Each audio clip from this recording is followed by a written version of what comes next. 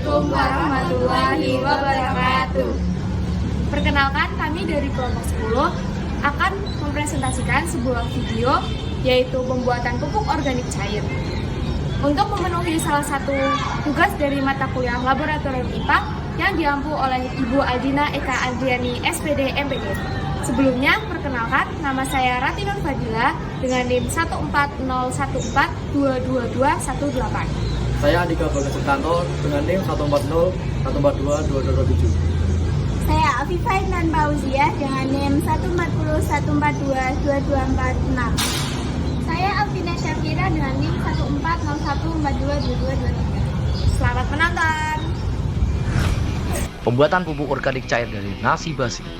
Tujuan: 1. Mengetahui proses pembuatan pupuk organik cair dari nasi basi. 2. Mengetahui manfaat pupuk organik cair. Ketiga, dapat memanfaatkan nasi bisa menjadi pupuk organik cair. Dasar teori: tanaman membutuhkan nutrisi untuk menunjang pertumbuhannya. Pertumbuhan tanaman akan optimal jika tanaman memperoleh unsur hara yang cukup. Cara yang dapat dilakukan untuk meningkatkan pertumbuhan tanaman adalah menambahkan bahan-bahan organik untuk memperbaiki sifat-sifat fisik, kimia, dan biologi dalam tanah. Bahan organik memiliki kemampuan mengikat butiran-butiran primer tanah menjadi butiran-butiran sekunder yang memberikan pengaruh baik terhadap tanaman. Pengaruh baik ini berupa kemampuan tanah menahan air, menyediakan unsur hara yang lebih baik bagi tanaman, serta memperbanyak jumlah dan jenis mikroba yang ada dalam tanah. Bahan organik memiliki peran penting sebagai sumber energi dan pakan untuk mendukung berbagai kehidupan serta perkembangbiakan mikroba dalam tanah. Manure 2015. Upaya yang dapat dilakukan untuk mencukupi kebutuhan nutrisi tanaman adalah mengganti pupuk kimia yang akan merusak lingkungan dengan menggunakan pupuk organik. Salah satunya itu dengan membuat pupuk organik cair dari nasi basi. Adapun bahan utama membuatannya yaitu terdiri dari karbohidrat, glukosa, dan sumber mikroorganisme. Karbohidrat sebagai sumber nutrisi untuk mikroorganisme di sini yaitu nasi. Glukosa berasal dari gula pasir, serta sumber mikroorganisme berasal dari nasi basi atau jamur nasi basi tersebut. Alat dan bahan yang kita butuhkan yaitu alatnya: 1 toples, 2 sendok, 6 gelas. Kalian bisa melihat gambarnya.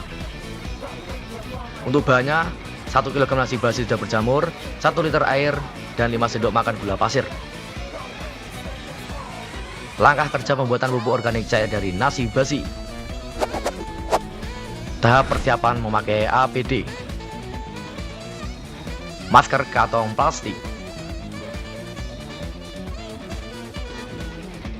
Siapkan alat dan bahan yang akan kita gunakan. Selanjutnya, siapkan nasi basi dan taruhlah ke dalam toples. Buatlah larutan gula dengan menaruh 5 sendok makan gula ke dalam toples, lalu dicampur dengan air dan diaduk. Setelah nasi yang di dalam toples benar-benar menjadi basi, masukkan larutan yang sudah tercampur 5 sendok makan gula pasir ke dalam toples. Tambahkan sedikit air. Lalu aduk nasi basi dan larutkan gula sampai tercampur rata. Tutuplah toples dengan rapat, lalu simpan toples di tempat lembab dan gelap selama 7 hari atau sampai berbau seperti tapai. Bukalah toples setiap 3 hari untuk menghindari ledakan dari proses fermentasi tersebut. Ini merupakan penampakan hari ketiga dalam toples. Selanjutnya ini adalah penampakan nasi yang sudah dicampur di hari ke-7. Teman-teman bisa melihat video tersebut.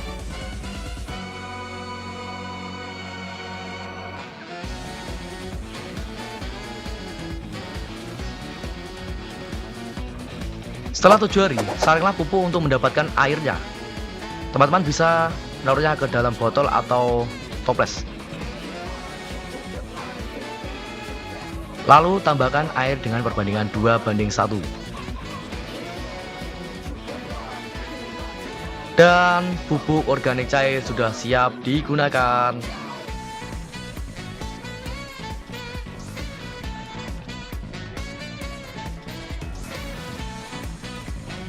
Berikut ada tabel hasil pengamatan.